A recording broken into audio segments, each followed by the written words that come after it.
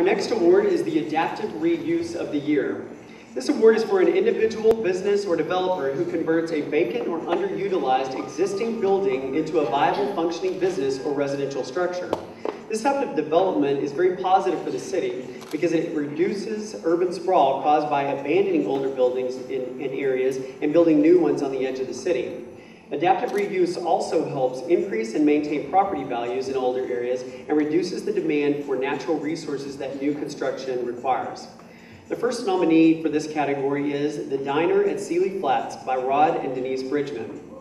The Diner has become one of the most popular night spots in San Angelo. Located next to last year's Adaptive Reuse of the Year award winner, the Sealy Flats Bed and Breakfast, the Diner serves creative and delicious lunch and dinner entrees in a blues-themed atmosphere. Using a perfectly assembled collection of retro tables and chairs purchased at the downtown antique store, House of Fifi Dubois, and vast collections of records and other blues paraphernalia, customers also often comment that it doesn't feel like they're in San Angelo anymore when they step into the diner. A backyard courtyard and stage, along with an excellent sound system, provide for live music most every night of the week and draws huge crowds every weekend. The next nominee is the Water Education Center by the Upper Colorado River Authority and San Angelo Museum of Fine Arts. The San Angelo Museum of Fine Arts had a vision to transform the old, moderately historic buildings along Oak Street into a usable space for educational, cultural, and entertainment uses, and they're well on their way to accomplishing that lofty goal.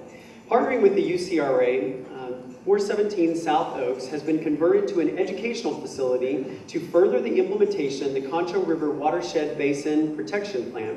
In short, the facility serves as a hub for UCRA's efforts to educate school children as well as adults on the importance of water quality. The building features restored hardwood floors, a renovated facade, and open-air rafter ceiling that adds both character and openness to the building. The next nominee is Suajito Nightclub. Suajito Nightclub is the first Tejano bar in downtown San Angelo. In addition to adding to the diversity of nighttime offerings in downtown, the project also has transformed an otherwise vacant building into a usable space, which also draws large crowds. As part of the Adaptive Reuse project, the building now benefits from a fire sprinkler system, code-compliant bathrooms, and exits, and a renovated interior that includes a large dance floor. The last nominee is the Dead Horse expansion by Kathleen Hicks, Ron Rogers, Rex Rogers, and Laney Rogers, joint project, as was Suajito. Many of their partners in that project are here tonight too. The Dead Horse Saloon and the recent expansion of the saloon provides San Angelo with one of the largest private live music venues in the downtown area.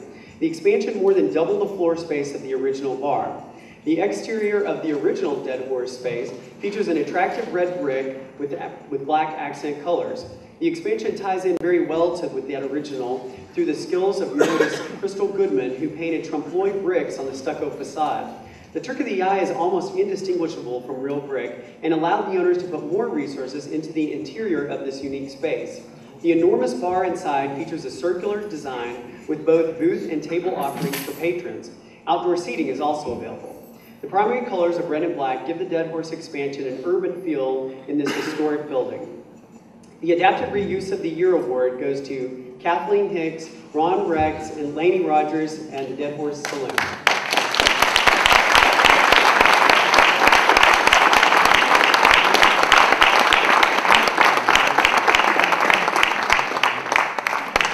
The last award tonight is the Downtown Improvement Award. The Downtown Improvement Award is one of the new categories and our last award for this evening. The award goes to a development that has had a transformative effect on the block or blocks of the area and has helped revitalize downtown significantly. The first nominee for this award is First Presbyterian Church. While churches are not often thought of as a revitalizing force, churches that own historic buildings on prominent streets certainly can be. That's the case with First Presbyterian Church. In addition to their meticulously maintained landscaping projects mentioned previously, the church has also taken 4 dilapidated buildings. It's actually 5, but one of them doesn't have a face on it. The church has taken those buildings without public assistance, as are the rest of the projects that we mentioned tonight, no public assistance, and they've transformed those facades and interiors into usable church facilities. These buildings now contribute to an emerging, attractive Chadbourne streetscape and have preserved buildings that might have otherwise deteriorated into functional obsolescence. These important facade renovations, along with dozens of other facade renovations on Chadbourne, spurred in part by the city's facade grants, are helping Chadbourne regain its prominence as a vibrant, major business corridor of our city. The next nominee is M.L. Letty's.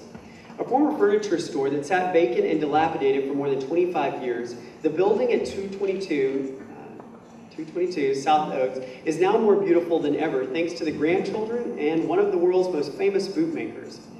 Sitting across from the Cactus Hotel, M.L. Letty's Boots and Saddlery is now a must-see stop for tourists in downtown San Angelo. Its plate glass showcase windows allow passersby to watch the custom-made boots being created, a novelty that has pushed the business and its building into the pages of Texas Monthly, among other publications. The addition of sidewalk planters, a short wall around the nearby parking lot, xeriscaping, and a boot-wearing fiberglass sheet all help accent the warm yellowish tans and inviting brick that adorn the building itself. William Franklin, his sister, and others have spent significant resources and countless hours transforming this building into a true showpiece. And last but not least, the diner at Sealy Flats. A small downtown storefront that has been everything from a real estate office to a bookshop has received new life in the hands of Rod and Denise Bridgman, who tackled the vacant building after finishing their bed and breakfast next door last year. The resulting diner bridges the gap between Sealy Flats and M.L. Letty. Another full block face in downtown has been fully restored to its former glory in just the past few years. Therefore, this year's Downtown Improvement Award goes to the projects that together have remade the 200 block of South Oak Street. Join me in congratulating Sealy Flats and M.L. Letty's winners of the Downtown Improvement Award.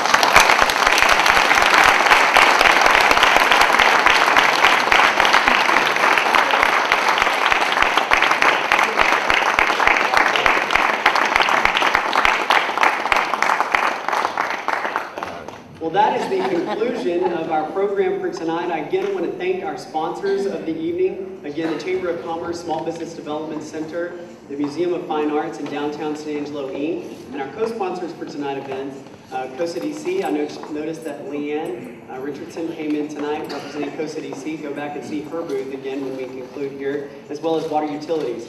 Again, we hope that you've learned a little bit more about development, kind of some trends that we're seeing here in San Angelo, as well as learning about some of the great things that are going on, not only in downtown San Angelo, but throughout our community. As Mayor Pro Tem Hogg said, it has been a difficult year for development in San Angelo, but we hope that the trend is on the way up and we're excited about the future.